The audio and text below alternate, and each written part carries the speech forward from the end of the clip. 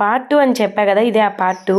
ఇంట్లోకి రాగానే పాలు పొంగిచ్చేదానికన్నా ముందు పూజ చేయమని చెప్పారు, అది చేశాం. ఆవు నెయ్యి పోసి దీపారాజన చేశాం. ఇక్కడ కనిపిస్తున్న పూజ సామాన్ అంతా కూడా నేను మీషోలోనే తీసుకున్నాను, ఇత్తడివి. మా పిన్ని వచ్చేసి పసుపు పెట్టి గిన్నెకి బొట్లో పెడతా ఉంది, పాలు పొంగడానికి రెడీ చేస్తుంది. నేనైతే యూట్యూబ్ లో ఒకటి గమనించానబ్బా, మంచిగా ఎడిట్ చేసి బాగా వీడియో పోతుందిలే అనుకున్న వీడియో అస్సలు పోదు.